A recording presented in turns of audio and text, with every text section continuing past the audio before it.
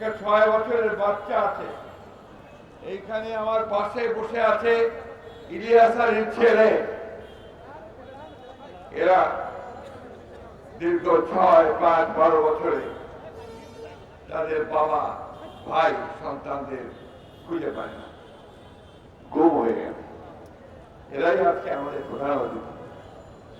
আমাদের জাতীয় স্থায়ী কমিটির সম্মানিত সদস্যবৃন্দ, একজন সদস্য আছেন যিনি গুম হয়ে গিয়েছিলেন, পরে আবার কি ভয়াবহ, তাকে ভারতে ফেলে দেওয়া হয়েছে, সেখান থেকে 9 বছর থাকতে হয়েছে। আমি যখন কালকে একসাথে গাড়িতে করে ফিরছি প্রধান উপদেষ্টার অফিস থেকে, কামাল আতাতুর্কের রাস্তায় ঢুকে উনি বললেন যে এই বিল্ডিং গুলো কি এখানে আগে ছিল? 9 বছরে ওনার জীবন থেকে চলে গেছে। আমাদের ইলিয়াস আলী, এই যে ভাবি এখানে বসে আছেন, প্রতি মুহূর্তে উনি আশা করেন, উনার মেয়েটা আশা করে, উনার ছেলেটা আশা করে ইলিয়াস আলী বোধহয় ফিরে আসবে, ফিরে আসে না। ওখানে অনেকগুলো বাচ্চা আছে, তাদের সন্তানেরা আছে, তাদের স্ত্রীরা আছে, স্বজনেরা আছে, যারা হাহাকার করে যে আমাদের প্রিয়জনকে ফিরিয়ে দাও।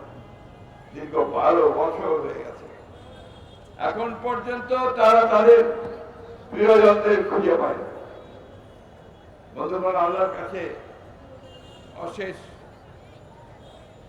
শুকরিয়া জানাই যে ছাত্র জনতা বিপ্লবের মধ্য দিয়ে, আন্দোলনের মধ্য দিয়ে, এই বিএনপি নেতা কর্মীদের আত্মত্যাগের মধ্য দিয়ে 15 বছর ধরে যে আত্মত্যাগ করেছে, তার মধ্য দিয়ে এই দেশটি ভয়াবহ দানবের হাত থেকে মুক্তি পেয়েছে, ফ্যাসিবাদের হাত থেকে মুক্তি পেয়েছে, এবং আপাতত আমরা প্রাণ খুলে নিঃশ্বাস নিতে পারছি। প্রিয় বন্ধুগণ, আজকের এই সভাটি একটি বিশেষ সভা। বাংলাদেশের আমরা এই বিষয়টা জানতাম না, অ্যারেস্ট করা জানতাম, হত্যা করা জানতাম, গুম করে দেওয়া এটা আমাদের জানা ছিল না। এমনকি আমরা যারা দীর্ঘকাল ধরে রাজনীতির সঙ্গে সম্পৃক্ত আছি, আমরা বাংলাদেশে স্বাধীনতা যুদ্ধই বলেন বা এখনই বলেন, আমরা কখনো দেখি এই আওয়ামী লীগ তারা রাষ্ট্র ক্ষমতায় আসার পরে এই আইন শৃঙ্খলা রক্ষাকারী বাহিনী রাষ্ট্রীয় যন্ত্রকে ব্যবহার করে তাদের ভয়াবহ মানবতা বিরোধী যে অপরাধ, সে অপরাধ তারা সংঘটিত করেছে। আমি বক্তব্য দীর্ঘ করবো না। আমরা প্রত্যেক বছর যখন এদের সঙ্গে আমি এসে দাঁড়াই, সেই শিশুটা হাত ধরে যখন দাঁড়াই, যখন তার পাশে এসে দাঁড়ায়, এই মেয়েগুলো আমার সামনে আসে, আমি পিতা হিসেবে, অভিভাবক হিসেবে আমি খুবই ভারাক্রান্ত হয়ে যাই। এদের সামনে আমরা কিভাবে দাঁড়াবো, কি জবাব দেব তাদের কাছে? জবাব নেই।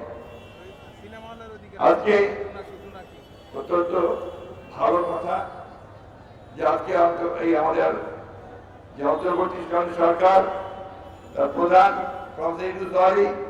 তিনি গতকাল গুম বিরোধী যে আন্তর্জাতিক জাতিসংঘের সনদ আছে তাদের সই করেছেন। আগে আপনারা জানতেন যে আগের সরকার এটাতে সই করেনি। আজকে আরো ভালো লাগছে যে এই প্রথম বাংলাদেশে এই স্বৈরাচারের অপকর্মের বিরুদ্ধে তদন্ত করবার জন্য জাতিসংঘ থেকে একটি দল এসেছে। এটা প্রাথমিক দল, ফ্যাক্ট ফাইন্ডিং দল, কিন্তু এদের যে আপনার টার্মস অফ রেফারেন্স, এটা হচ্ছে মাত্র 2 মাসের যে সংঘটিত হয়েছে হত্যাকাণ্ড, সেটা তারা করবে। আমি সরকারের কাছে আহ্বান জানাতে চাই যে আপনারা জাতিসংঘের এই আন্তর্জাতিক মানবতা যে কমিটি আছে, তাদের সঙ্গে কথা বলে গত 15 বছর থেকে আজ পর্যন্ত যতগুলো মানবতা বিরোধী অপরাধ সংঘটিত হয়েছে, হত্যা হয়েছে, গুম হয়েছে, প্রত্যেকটি তদন্তের ব্যবস্থা করুন। এটা আপনারা করলে জাতিসংঘ অবশ্যই সেটা করবে। এটা আমি অত্যন্ত জোরের সঙ্গে দৃঢ়তার সঙ্গে আমার মিডিয়া ভাইদের সামনে বলতে চাই যে 2009 সাল থেকে যে অত্যাচার, নির্যাতন, নিপীড়ন, হত্যাকাণ্ড যে গুম হয়েছে, প্রত্যেকটি তদন্ত এই জাতিসংঘের কমিটি দিয়ে করতে হবে এবং তারই ব্যবস্থা নিতে হবে। আমি ধন্যবাদ জানাতে চাই আমাদের এই অন্তর্বর্তীকালীন সরকারকে যে গতকাল তারা একটা কমিশন তৈরি করেছেন গুম বিষয়টাকে আপনার ইনভেস্টিগেট করার জন্য। এটা একটা ভালো উদ্যোগ। একই সঙ্গে আজকে আমি আহ্বান জানাতে চাই এই সরকারকে যে আপনারা প্রত্যেকটি গুম হওয়া পরিবারকে তাদেরকে ভাতা দেওয়ার ব্যবস্থা করেন। কারণ আমি জানি এখানে অনেক পরিবার আছে যারা অনেক কষ্ট করে তাদের পরিবার চালাচ্ছে, ছেলেদের মানুষ করছে, স্কুলে পাঠাচ্ছে। এটা রাষ্ট্রের দায়িত্ব এই পরিবারগুলোর পাশে এসে দাঁড়ানোর জন্য।